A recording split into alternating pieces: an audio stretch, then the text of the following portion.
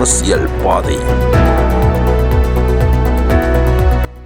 நேர்கள் அனைவரையும் மட்டுமொரு அரசியல் பாதை நிகழ்ச்சியூடாக சந்திப்பதில் பெருமகிழ்ச்சி அடைகின்றோம்.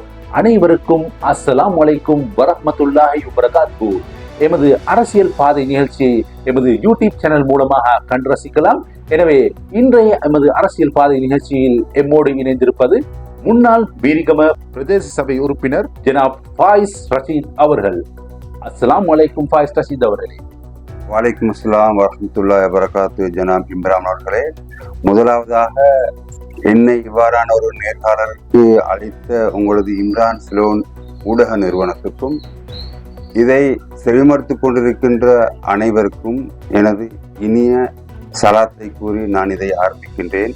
அஸ்ஸலாமு அலைக்கும் வரஹ்மத்துல்லாஹி வபரகாத்துஹு. ஜனாப் ஃபாயிஸ் ரஷீத் அவர்களே, உங்கள் அனைவருக்கும் தெரியும், முன்னாள் எமது மீரிகம பிரதேச சபை உறுப்பினராக இருந்த ரஷீத் ஹாஜி அவர்கள் மீரிகம தொகுதிக்கு பல சேவைகள் ஆற்றி, சிறுபான்மை பெரும்பான்மை எல்லாம் என்று பார்க்காமல் பல சேவைகள் ஆற்றி பல வருடங்களாக பிரதேச சபை உறுப்பினராக கடமையாற்றி வந்ததை நாங்கள் அனைவரும் அறிந்தொரு விடயம்.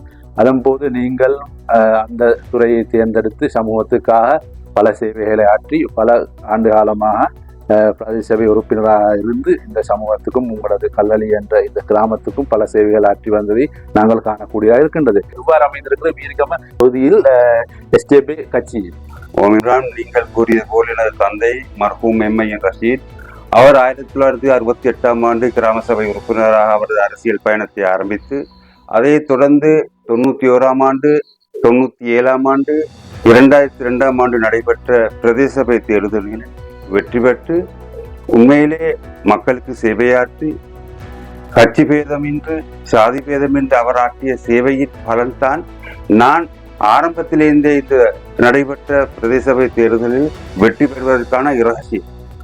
ஏனென்றால் அவர் செய்த சேவைகள் தான் என்னை அரசியலில் தூக்கி வைத்தது. அதனால் நான் 2006ஆம் ஆண்டு 2011ஆம் ஆண்டு 2018ஆம் ஆண்டு போன்ற பிரதேச சபை தேர்தலில் போட்டியிட்டு நான் அமோக வெற்றி ஈட்டினேன். விசேஷமாக 2018ஆம் ஆண்டு நடைபெற்றது வட்டார முறையான தேர்தல். இது முஸ்லிம்கள் சிங்களவர்கள் அடங்கிய ஒரு வட்டாரம். அந்த வட்டாரத்தில் எனக்கு வெற்றி பெறுவதற்கு மாபெரும் சக்தியாக இருந்தது எனது தகப்பன் அன்று செய்த சேவை. அதன் காரணமாக தான் நான் வெற்றி பெற்றேன். இன்ஷா அல்லாஹ் நான் 3 முறை பிரதேச சபை தேர்தல் வெற்றி பெற்றதன் காரணமாக இம்முறை நினைத்தேன் தொடர்ந்து இதை என்ன செய்ய முடியாமல் உள்ளது. ஆகவே இதை இன்னமொரு தலைமுறைக்கு வழங்க வேண்டும், இன்னொருவரை உருவாக்க வேண்டும் என்ற ஒரு நல்ல நோக்கத்தில் நானே தொடர்ந்து இதை செய்யாமல் இந்த ஊரில் இன்னமொரு தலைமுறைத்தை அரசியல் தலைமுறைத்தை உருவாக்கி அதன் மூலம் இனங்களுக்கு நான் ஒற்றுமையை வளர்க்க வேண்டும், இனங்களுக்கான ஒரு ஒற்றுமை பாலமாக திகழ வேண்டும், எமது சமுதாயத்திலிருந்து அப்படியாக ஒரு தலைமைத்துவத்தை நான் உருவாக்கி வைக்க வேண்டும் என்ற ஒரு நல்ல நோக்கத்தில் எஸ்டிபி கட்சியினூடாக நான் ஒரு இளம் தலைமுறையை இவ்வுரை மீரிகம் பிரதேச தேர்தலுக்கு இலக்கம் 20 ஹன்சிகரிய வட்டாரத்தில் இருந்து போட்டி போட வைத்துள்ளேன். அதில் பல நன்மைகள், அரசியல் ரீதியான நன்மைகள் தீமைகள் இருந்தாலும் இழப்புகள் இருந்தாலும் விசேஷமாக சிங்கள மக்கள்கள் சகோதரின மக்கள்கள் வாழும் பிரதேசத்தில் நான் இம்முறை போட்டி போடாதனால் புதிய அபேட்சர்கள் உருவாகி அதன் மூலம் புதிய புதிய அரசியல் கலாச்சாரங்கள் அங்கே உருவாகி இருக்கின்றது. எது எவ்வாறு இருப்பினும் இம்முறை நடைபெற உள்ள பிரதேச சபை தேர்தலில் இலக்கம் 20 ஹன்சிகரிய வட்டாரத்தில் ஐக்கிய மக்கள் சக்தி சார்பாக சகோதரர் ரிகாஸ் ஜமால்தீன் அவர்கள் போட்டியிடுகின்றார்கள். நிச்சயமாக ஊர் மக்கள் அவரை வெற்றி பெற செய்வார்கள் என்ற பாரிய நம்பிக்கையுடன் நான் இருக்கின்றேன். ஜனாப் ஃபாயிஸ் அவர்களே, சமகால அரசியல் நிலப்பாடு எவ்வாறு அமைந்திருக்கின்றது? தற்பொழுது புதிய அரசாங்கம் ஆண்டு கொண்டிருக்கிறது. மக்களுக்கு பல எதிர்பார்ப்புகளையும் வழங்கி இந்த அரசாங்கம் வெற்றி பெற்றது. இன்னும் பல எதிர்பார்ப்புகளை மக்களுக்கு தந்து இந்த அரசாங்கம் உருவானது. எதுவும் நடக்கவில்லைன்னு சொல்லி மக்கள் பதட்டத்தில் இருக்கிறது ஒரு பக்கம் என்றாலும் பல கணிப்பீட்டின்படி பல எம்பிபி கட்சிக்கு பல ஆதரவு இருக்கிறதாக காணக்கூடியதாக இருக்கின்றது. உங்கள் வட்டாரத்தை பொறுத்த மட்டில் இம்முறை நடைபெறவிருக்கின்ற உள்ளூராட்சி சபை தேர்தலில் எவ்வாறு ஊரில் இருக்கின்றவர்கள் எவ்வாறு சொல்லி நம்பிக்கையுடன் இருக்கின்றதா அல்லது ஏமாந்து விட்டீர்கள் சொல்லி ஒரு நிலப்பாடு இருக்கின்றது சொல்லி ஒரு விளக்கத்தை கொடுங்களேன். ஓம் இம்ரான் அவர்களே, நீங்கள் சொல்வதை போல் சில விடயங்களை அவர்கள் சொல்லியிருக்கிறார்கள். அதுகள் ஒரு பக்கத்தில் இருக்க எங்களுக்கு தேவை இந்த அரசாங்கம் முஸ்லிம்களோடு எவ்வாறு கொடுக்கல் வாங்கல் பண்ணினார்கள், முஸ்லிம்களை எவ்வாறு அவர்கள் பார்க்கிறார்கள் என்ற தேவையை நாங்கள் பார்க்க வேண்டிய தேவை இருக்கின்றது. முதலாவதாக முஸ்லிம்களுக்கு கொடுக்க வேண்டிய அமைச்சரவை அந்தஸ்துள்ள அமைச்சு, முஸ்லிம்களுக்கு போதுமான பிரதி அமைச்சு, முஸ்லிம்களுக்கு போதுமான தேசிய பட்டியல் உறுப்பினர், அது மட்டுமல்ல பிரதேசத்தில் உள்ள ஒரு முக்கியமான அமைப்பு தான் பிரதேச அபிவிருத்தி குழு கூட்டம். அதுக்கு செல்றது பிராதேசிய சம்பந்திகரண கமிட்டுவ. அதுல முக்கியமான பிரதேசத்தில் உள்ள தீர்மானங்களை எடுக்கிற, எந்த அபிவிருத்திகளை செய்து எந்த அபிவிருத்திகளை முற்போடியே எவ்வளவுகளை பிற்போடியே எதை செய்வது எடுக்க முடிய தீர்க்கமான ஒரு அமைப்பு தான் பிராதேசிய சம்பந்திகரண ரசீம். விசேஷமாக கம்பா டிஸ்ட்ரிக்ட்ல, கம்பா மாவட்டத்தில் ஒரு தேர்தல் தொகுதியில் ஒரு அமைப்பாளர் அந்த தொகுதியில் வாழ்கின்ற ஒருவர் தான் அந்த கமிட்டிக்கு தலைவத்துவத்தை வழங்குறார். ஆனால் இந்த அரசாங்கம் உங்கள் எல்லாருக்கும் தெரியும், 1,00,000 மேல வாக்குகளை பெற்று இன்று அத்தனகல்ல தேர்தல் தொகுதியில பதிவிடமாக கொண்ட பிரதி அமைச்சருக்கு அத்தனகல்ல தொகுதியின் பிராதேசிய சம்பந்திகரண கமிட்டியில சபாபதி தலைமைத்துவத்தை கொடுக்கல அரசாங்கம். எவ்வாறு அமைச்சு பொறுப்பை மறுத்தார்களோ, எவ்வாறு பிரதி அமைச்சருக்கு போதுமான அளவு கொடுக்கலையோ, எவ்வாறு தேசிய பட்டியல்ல கொடுக்க வேண்டிய தொகையை கொடுக்கலையோ, அது மாதிரிதான் அத்தனகல்ல பிராதேசிய சம்பந்த கமிட்டி சபாபதி கமையும் கொடுக்கல. அதுக்கு கம்பகை கனைமுல்லையில வாழ்ற ஒரு பாராளுமன்ற உறுப்பினர் வரவழைக்கப்பட்டு அத்தனகல்ல தொகுதியின் ஒருங்கிணைப்பு குழு தலைமைத்துவத்தை வழங்கியது. முஸ்லிம் ஒரு பிரதி அமைச்சராக இருந்தாலும் அதை அவர்கள் நிராகரித்தார்கள். அது மட்டுமல்ல, கடந்த பொது தேர்தல்ல ஜனாதிபதி தேர்தல்ல முஸ்லிம்கள் கணிசமான அளவு என்பிபி அரசுக்கு வாக்களித்தார்கள். கடைசியா நடந்த பொது தேர்தல்ல கிட்டத்தட்ட முஸ்லிம்கள் 15 லட்சத்துக்கு மேலான வாக்குகளை அளித்த, அதில் 12 லட்சம் 12.5 லட்சத்துக்கு மேலான வாக்குகள் முஸ்லிம்கள் இந்த அரசாங்கத்துக்கு தான் அளித்தார்கள் என்பது யாரும் அறிந்த உண்மை. எல்லா ஊர்களிலும் எல்லா முஸ்லிம் பிரதேசங்களும் அது வடக்காய்க்கட்டும் கிழக்காய்க்கட்டும் மேற்காய்க்கட்டும் வழங்கினார்கள். அவர்கள் எடுத்த மொத்த வாக்குகள் 68 லட்சம். இம்ரான் அவர்கள் எடுத்த வாக்குகள் 68 லட்சம். அவர்களுக்கு கிடைத்தது 18 தேசிய பட்டியல் உறுப்பினர். கிட்டத்தட்ட ஒரு தேசிய பட்டியல் உறுப்பினருக்கு அவங்களுக்கு வழங்கிய 3,75,000 வாக்குகளால் தான் ஒரு தேசிய பட்டியல் உறுப்பினர் கிடைக்கப்பட்டது.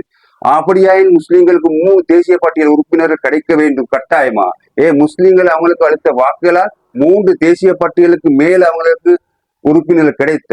ஆனால் கிடைத்தது ஒன்றையும் கிழக்கு மாகாணத்துல அவங்களோட கல்விசார் தொழில் நடவடிக்கைகள் ஈடுபடுறது ஒருவரைத்தான் நியமித்த.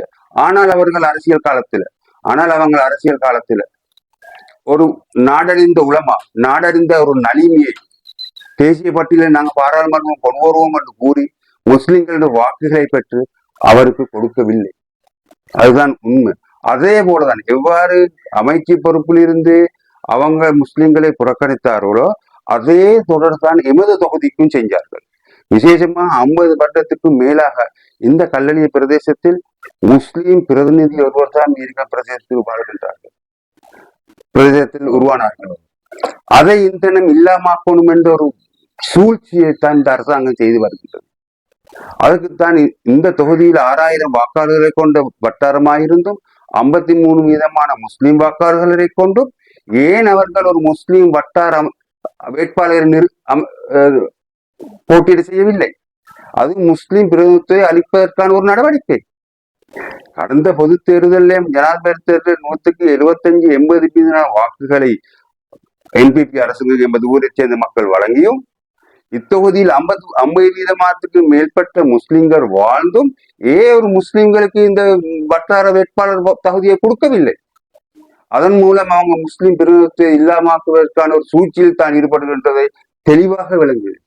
1991ஆம் ஆண்டிலிருந்து நடைபெற்ற அனைத்து உள்ளூராட்சி மன்ற தேர்தலை நீங்கள் எடுத்து பார்த்தால் அனைத்திலும் ஆளும் கட்சி எதிர்கட்சி போன்ற முஸ்லிம் வேட்பாளர்கள் தான் விரும்பினார்கள். 1991ஆம் ஆண்டு என தகப்பலுடன் போட்டியிட்டார் ஜனாப் ஒயின் ஹாஜியார். 1997ஆம் ஆண்டு எனது தகப்பலுடன் போட்டியிட்டவர் நாம்புலியைச் சேர்ந்த ஜனாப் ரிஸ்வான் அவர்கள். 2002ஆம் ஆண்டு எனது தகப்பனுடன் போட்டியிட்டார் ஜனாப் ரியாஜி சலாம் அவர்கள். அந்த 3 விருதுகளையும் எனது தகப்பன் வெற்றி பெற்றார். ஆனால் 2006ஆம் ஆண்டு என்னுடன் போட்டி போட்ட ஜனாப் ரியாஜி சலாம் அவர்கள். நாம் இருவரும் பிராதேச சபா முஸ்லிம்கள் எடுத்த தீர்க்கமான முடிவுகளால இருவரும் பிராதேச சபாவுக்கு சென்ற முஸ்லிம்கள். அதே மாதிரி 11ஆம் ஆண்டுக்கு இருவருக்குமான சந்தர்ப்பம் கிடைக்கப்பட்டது. ஆனால் 2018ஆம் ஆண்டு வட்டாரம் அதுல ஒருவரைத்தான் தெரிவு செய்யணும். முதல்ல என்ன தெரிவு செய்ய, ஆனாலும் மஹிந்த அரசு ஒரு முஸ்லிம் பிரதான வேட்பாளர்களை நிறுத்தினார், ஜனாப் ரியாஸ் சலாம் அவர்களை. ஏன் இவர்களுக்கு அரசாங்க கட்சியா இருந்தும் ஏன் ஒரு இந்த வட்டாரத்தில் முஸ்லிம் வேட்பாளர்களை அவர்கள் நிறுத்தவில்லை? அது ஒரு முஸ்லிம் பிரதேச சபை உறுப்பினரை இல்லாமாக்குவதற்கான ஆரம்ப கட்ட நடவடிக்கை.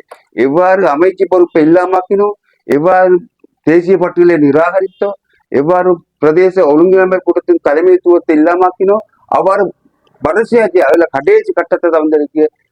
அரை நூற்றாண்டுக்கு மேலாக பாதுகாக்கப்பட்டு வந்த நூற்றாண்டுக்கு மேலாக இந்த பிரதேச முஸ்லிம் பிரதிநிதித்துவத்தை இல்லாமாக்குவதற்கான ஆரம்ப கட்ட நடவடிக்கை தான். அபேட்சரை நிறுத்தாம ஒரு போனஸ் சமகாம லிஸ்ட்னு சொல்லுவாங்க, சமகாமி லிஸ்ட்னு சொல்லி, அது வட்டாரத்துக்கு சொந்தமானதல்ல.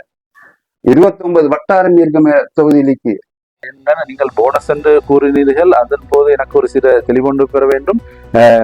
எமது அதாவது என்பிபியோ அல்லது எஸ்ஜேபியோ கட்சியின் பிரதான வேட்பாளராக சகோதர மொழி கொண்ட வேட்பாளர்களை நிறுத்தப்பட்டிருக்கின்றது. தொகுதி வாக்குகள் பெற்றால் வெற்றி பெறுவீர்கள் என்றாலும் அந்த கட்சிக்கு வாக்களிக்க சொல்கிறது அந்த கட்சியின் போனஸ் வேட்பாளர் ஒரு முஸ்லிம் ஒரு உறுப்பினரை நாங்கள் நிறுத்தி இருக்கின்றோம், அவருக்கும் வாய்ப்பு இருக்கிறேன் சொல்லி என்பிபி போன்ற பல இரு கட்சிகளும் அப்படி கூறிக்கொண்டு வருகிறார்கள். இதன் நிலப்பாடு எவ்வாறு என்று சொல்லி சமூகத்துக்கு கொஞ்சம் தெளிவெடுத்துக் கொண்டார்.